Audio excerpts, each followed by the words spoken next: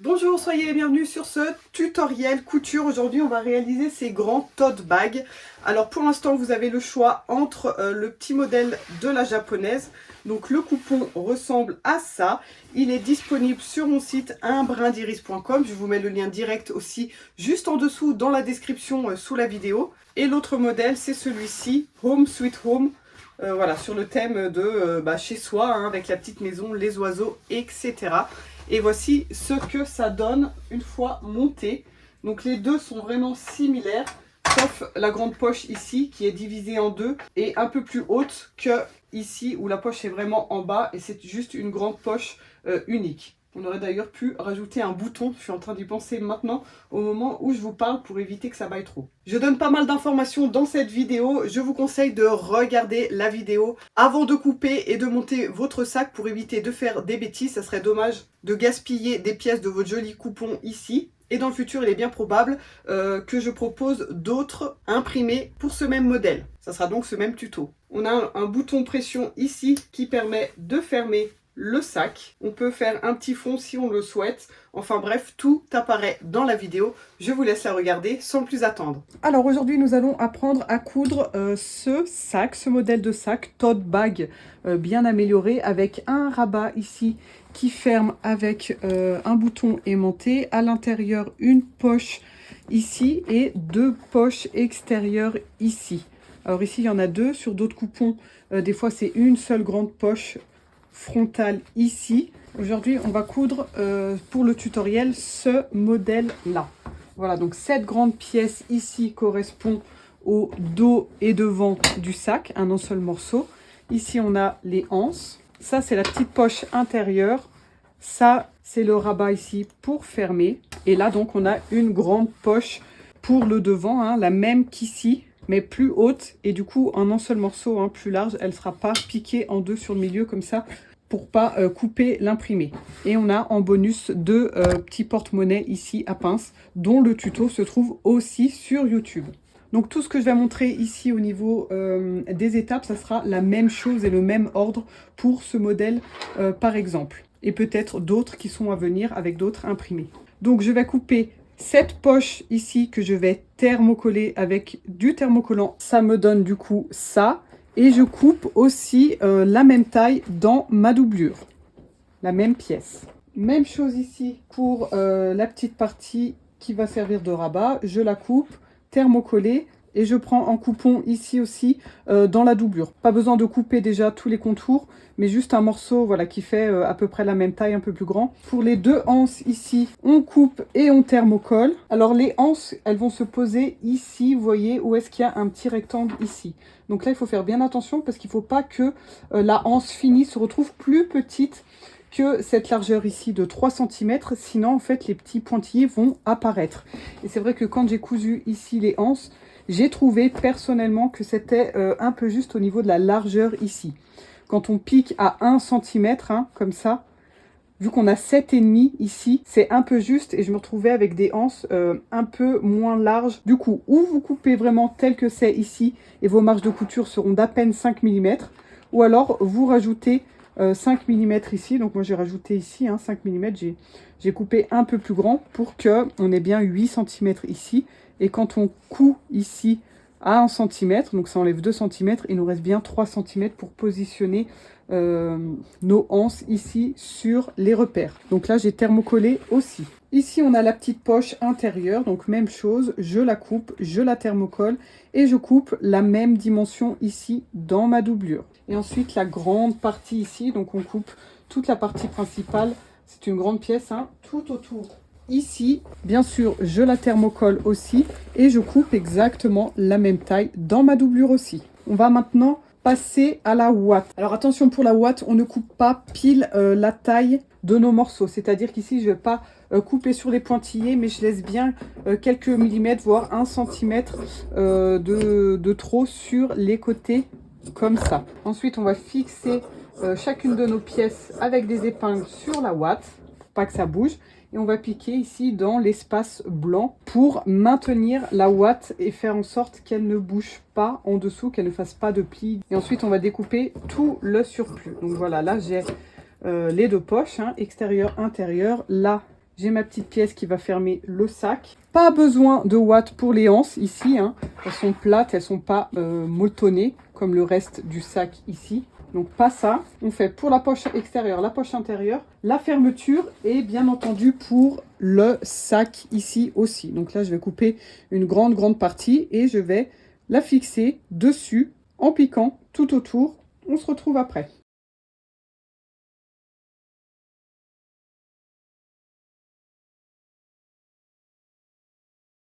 Voilà, donc là on peut voir que mes pièces sont molletonnées, hein. On a la ouate dessous. Je vous ai dit une bêtise tout à l'heure, la poche intérieure, pas besoin de mettre la ouate dessous, hein, parce que le but c'est pas qu'elle soit épaisse, mais plutôt toute plate. Mais j'aurais écrit pour pas que vous fassiez de bêtises. Ensuite, on va pouvoir matelassé si on a envie. Dans tous les cas, c'est 2 pièces. Celle-ci, je vois pas trop l'intérêt. Elle est toute petite. En tout cas, là, je l'avais pas fait, hein, je l'ai laissé tel quel. Et je trouve que ça rend plutôt bien. Ici, pour les petites japonaises, sur les poches, j'avais juste passé une couture ici autour du cadre des petites geishas. J'ai trouvé que c'était suffisant et comme ça, on ne touche pas du tout aux petits dessins ici, aux petites poupées. Après, on peut très bien faire un matelassage classique, comme ça, avec des obliques dans les deux sens. Sur la base du sac ici, j'ai fait des traits parallèles comme ça. Alors j'ai dessiné aux frictions, hein, avec le stylo friction qui part à la chaleur. J'ai tracé des lignes parallèles verticales, j'ai piqué dessus et ensuite au fer à repasser, j'ai tout fait partir et du coup ça donne ça. C'est sympa aussi. Ce que je pense faire dans tous les cas ici pour la base, je vais faire des obliques en passant par les fleurs comme ça, hein. Comme ça j'aurai des obliques bien régulières qui suivent le dessin et ça va en fait encadrer les oiseaux et les maisons parce qu'à chaque fois je vais passer comme ça et comme ça. Donc là je vais même pas tracer, je vais m'aider des fleurs et viser en plein dans le milieu des fleurs ici qui sont alignées et ça me fera du coup des comme des losanges, enfin des carrés dans l'autre sens. Et du coup là pour la poche, j'ai pas trop envie, voilà, de faire quelque chose de très carré comme ça. Donc on pourrait très bien laisser tel quel, hein, on n'est pas obligé de matelasser non plus, hein, tout ça c'est optionnel. Et sinon, il y a quelque chose que j'aime bien faire, c'est des petites vaguelettes.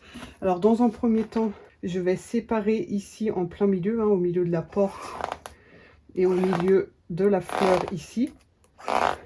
Donc, bien avec un friction, hein, qui s'efface au fer à repasser.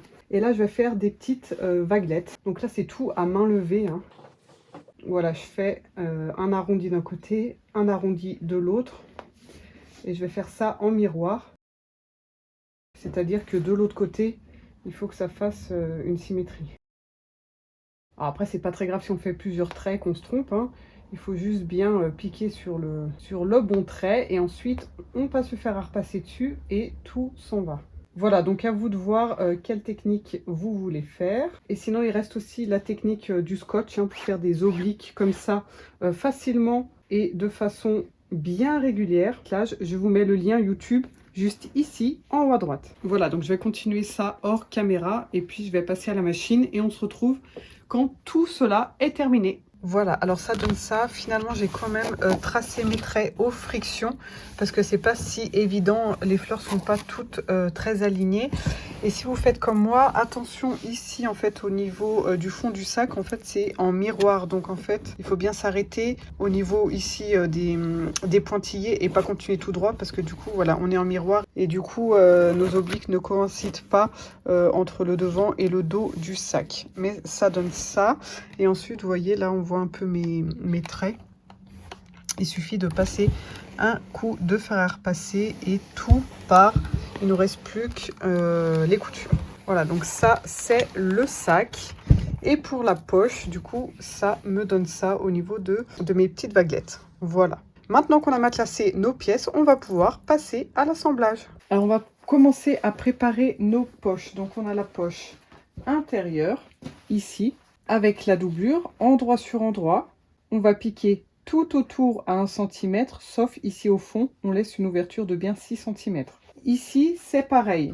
On voit que la poche ne fait pas la largeur totale du sac, ce qui n'est pas le cas pour les petites japonaises ici, étant donné que c'est bien pris en couture sur le côté droit et gauche. Ici, on ne peut pas prendre en couture. Donc là, c'est la seule différence entre les deux. Pour les petites japonaises, avec la doublure, comme ceci, endroit sur endroit, on pique sur le haut. sur le bas et c'est tout. Et ensuite, on retourne tout pour l'avoir sur l'endroit. Et c'est ouvert sur la droite et sur la gauche. Ensuite, on aura juste à positionner sur le sac et à fermer en cousant les deux latérales ici. Dans mon cas ici, j'ai pas le choix, je vais devoir faire comme ici, donc fermer la poche, surtout le contour. Donc même chose, je couds en bas sur les côtés et sur le haut. Et je laisse une ouverture ici en bas d'environ 10 cm pour retourner la poche. On peut aussi choisir, si vous aimez le biais, vous mettez plutôt vos deux pièces comme ça.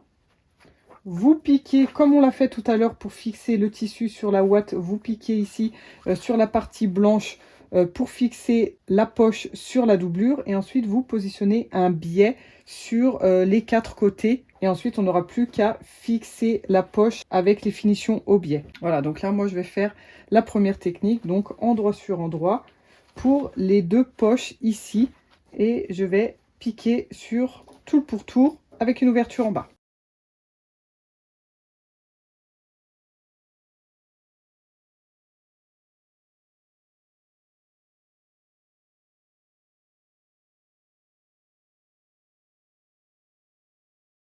Donc là, pour retourner, on crampe bien les angles comme ça. Bon, là, j'ai coupé ma doublure quand même un peu plus grande, donc je peux égaliser. Bien que le tissu est vraiment très fin, ça ne va pas faire une grande différence à l'intérieur. Ce qui est important, c'est surtout là, chaque angle comme ceci.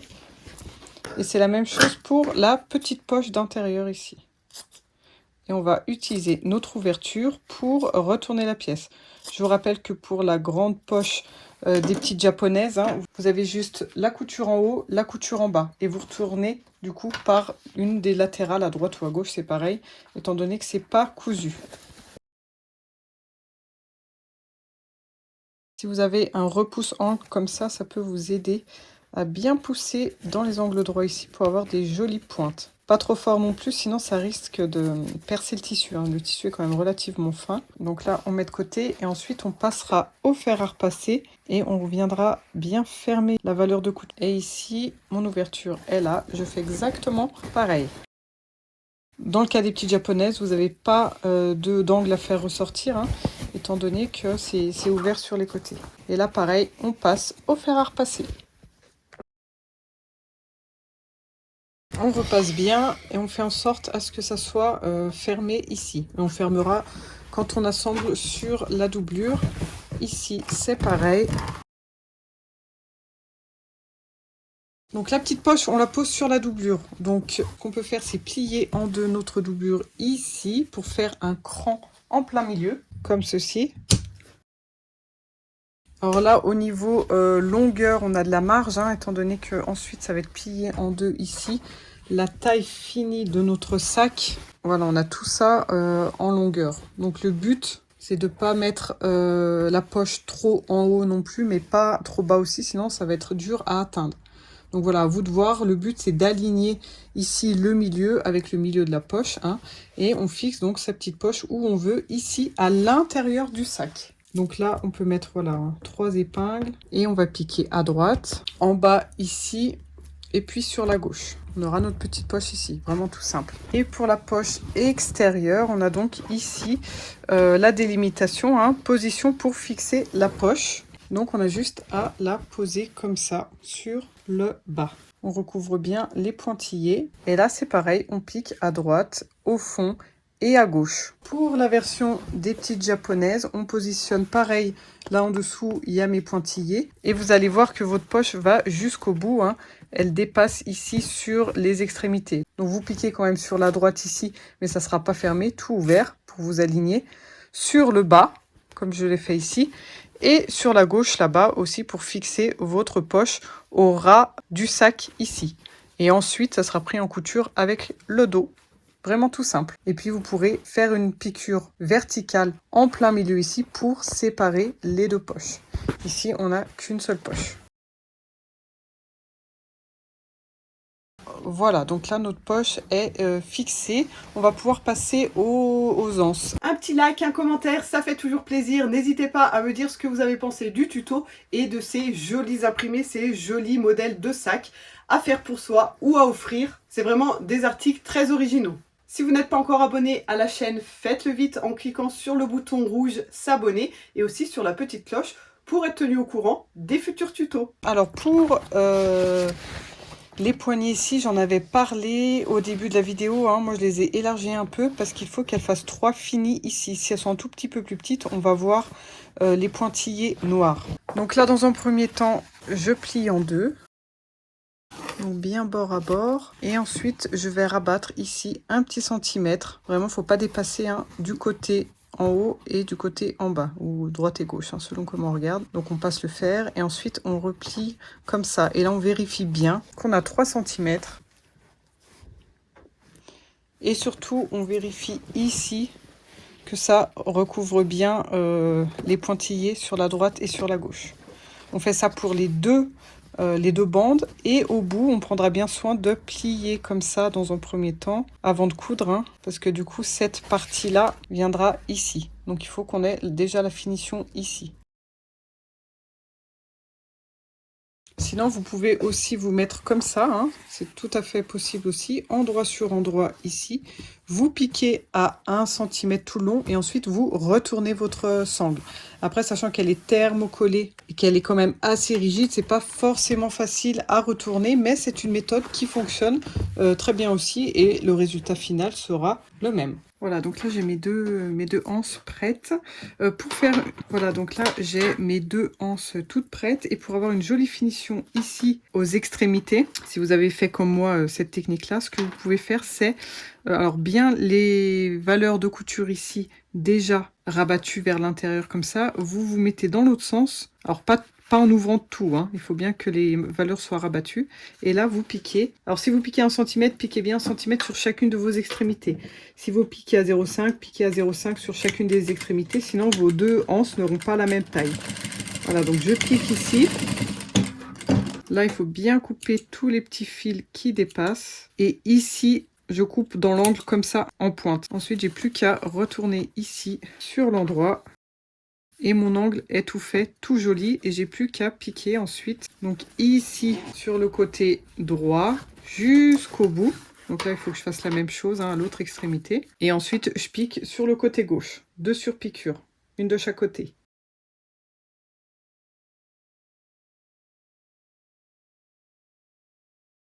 Voilà, alors là, on n'a plus qu'à positionner nos anses. Donc ici, d'un côté, donc on épingle hein, bien sur les pointillés. Attention de ne pas faire vriller ici la anse et on pose l'autre extrémité ici en face. On épingle bien et ensuite on va devoir piquer en rectangle. Hein. Donc là, je vais repasser sur mes piqûres précédentes et je pique bien en bas ici et ici en face des pointillés. Donc je vais mettre des épingles. Comme ça, je saurai à quel moment il faut tourner. Hein.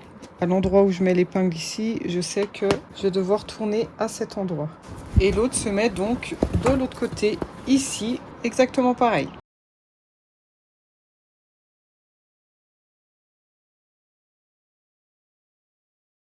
Nous voici à la dernière pièce à doubler avant de fixer la doublure sur le sac et tout terminer notre sac. Donc là, sur la languette, on va voir un petit bouton aimanté, donc qui va se retrouver du côté doublure ici. Donc où on découpe exactement la même forme, comme ça une fois qu'on a la forme ici, on peut déjà mettre son petit bout de thermocollant, hein. Je vous recommande de mettre un petit bout de thermocollant ici, parce que le tissu est très fin et il risquerait de se déchirer, etc. À force de manipuler la petite fermeture. Donc on met un petit bout de thermocollant.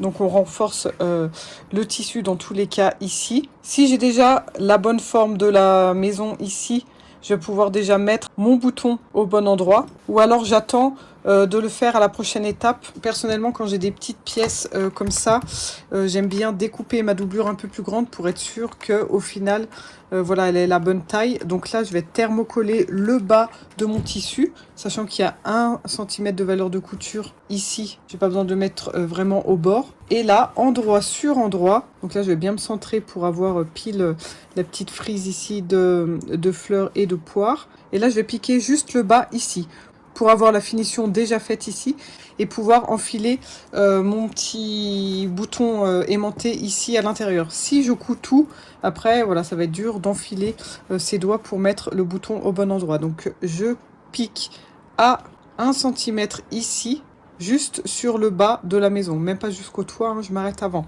Pour le cœur, c'est pareil, vous mettez endroit sur endroit et vous piquez juste le bas ici. Voilà, donc on voit bien où j'ai cousu ici. Là, je vais cranter vraiment l'angle.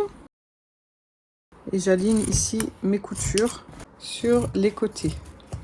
J'ai juste besoin d'avoir la bonne forme ici sur le bas. Et ici, à 3,5 par rapport au bas, donc bien au milieu, hein, je peux plier pour faire un petit pli. Sur ce pli, à 3,5 du bas, je vais avoir mon bouton. Donc j'appuie avec le bouton ici, il y a ces petites pattes de part et d'autre ici du centre, juste pour faire une petite marque. Avec un découvite, on voit bien les deux traits ici à droite à gauche. Je rentre au début du trait, je ressors et je coupe. Et je fais la même chose à côté. Voilà. Maintenant les petites pattes ici, je vais les insérer dans les trous, mais par l'intérieur ici. Étant donné que le bouton va être du côté doublure. Voilà, donc là je peux passer la main. Voilà, donc je fais sortir les deux petites pattes ici. On met bien la petite plaque métallique aimantée là. Et on écarte ici. Voilà, donc le bouton est déjà fixé au bon endroit à l'intérieur. Maintenant, je termine ma couture ici jusqu'au bout et ici aussi. Et là, je laisse ouvert. Voilà, là, je peux tout découper ce qui dépasse.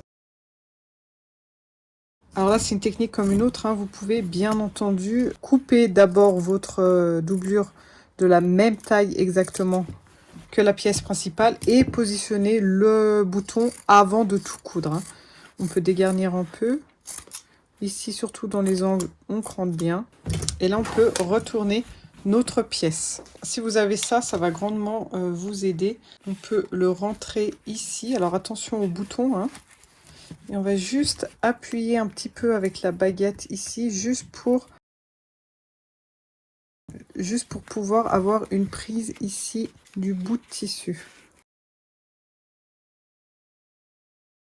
Voilà, vous voyez, ça c'est tout parti. On peut prendre la pointe de la baguette ici après. Alors c'est la marque Prime, hein. Ça s'appelle un guide passe ou retourne-biais. On pousse bien dans les angles de sa petite maison pour avoir la forme.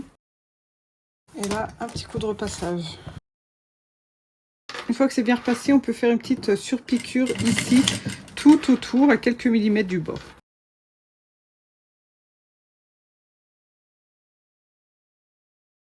Voilà, on va pouvoir la positionner sur le sac. Donc c'est sur le dos du sac, hein, pas du côté où il y a la poche ici, mais en face, on a des pointillés ici, position de la sangle de fermeture. Je ne me mets pas sur les pointillés, mais je laisse dépasser là de quelques millimètres par rapport aux pointillés. Je vais piquer en face des pointillés, ensuite rabattre ici et je vais repiquer ici pour cacher la valeur de couture ici à l'intérieur. Et maintenant, on va fermer son sac en deux comme ceci. On a juste à faire correspondre les deux côtés ici, le côté droit et le côté gauche. Et on pique à 1 cm d'un côté et de l'autre. Et on va faire exactement pareil pour la doublure ici. Je la plie en deux, endroit sur endroit. Je pique à droite à 1 cm, à gauche aussi. Et sur un des deux côtés, je laisse une bonne ouverture comme ça, de bien 15-20 cm sur n'importe quel côté. Rien de compliqué, je vous retrouve après ces deux étapes. Voilà, donc quand on retourne, ça donne le sac. Quasiment terminé, hein. On n'a plus qu'à fixer la doublure sur le haut.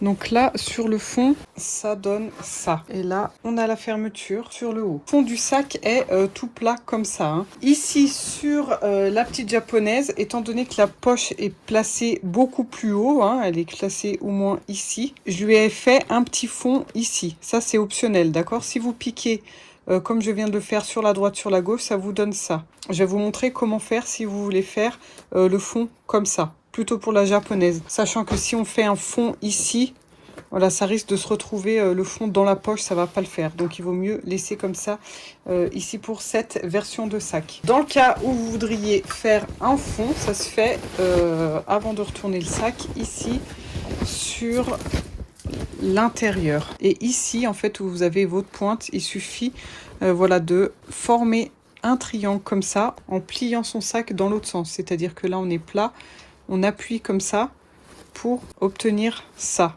et là on pique ici, alors à 2 cm à peine, hein, pour faire un petit fond. Plus vous piquerez haut, plus vous aurez un fond profond. Voilà, donc on pique là. On fait pareil avec l'autre pointe ici de l'autre côté, comme ceci.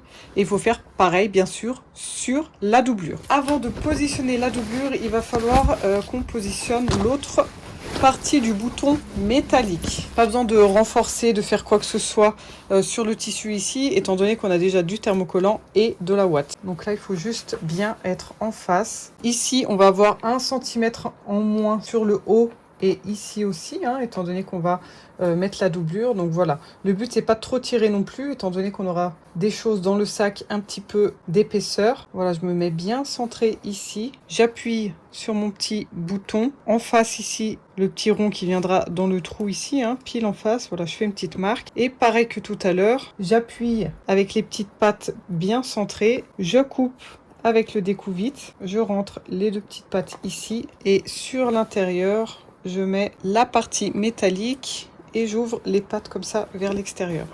Voilà, du coup, là, mon sac va pouvoir fermer. On en arrive du coup à la toute dernière étape. Je prends ma doublure. Donc l'idéal, c'est de faire correspondre le dos ici sur le dos du sac. Donc je vais rentrer mon sac ici à l'intérieur. Attention, les anses doivent bien être à l'intérieur. Et ici, la anse et aussi la petite languette ici, comme ça. Et là, je vais faire correspondre mes coutures côté avec couture côté. Voilà, idéalement, on ouvre les coutures. Une petite pince de ce côté, de l'autre aussi. Et ensuite, je peux aussi voilà, épingler un peu ici, hein, mettre des pinces ou des épingles. J'en ai pas sous la main. Et je vais piquer tout autour à 1 cm, étant donné que j'ai laissé une ouverture sur la doublure. On va ensuite utiliser l'ouverture pour retourner le sac sur l'endroit.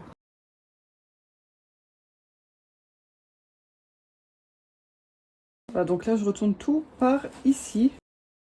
Donc là on va pouvoir fermer ou à la main avec un point visible ou alors à la machine avec une petite surpiqûre bien au bord, à 1 mm du bord. On va bien passer au fer à repasser et avec le fer on va bien emmener sa doublure à l'intérieur comme ceci, bien repasser pour que la doublure n'ait pas tendance à rouler comme ça sur l'extérieur. Voilà, on fait une bonne délimitation ici en haut avec un fer bien chaud et ensuite on va faire une surpiqûre tout autour ici pour bien maintenir les 2 tissus de part et d'autre du sac. Voilà, on a terminé le tutoriel qui aura servi à coudre ces 2 modèles de sacs et peut-être d'autres imprimés à l'avenir. J'espère que vous avez apprécié mes explications et qu'elles vous auront permis de réaliser facilement les vôtres. À bientôt!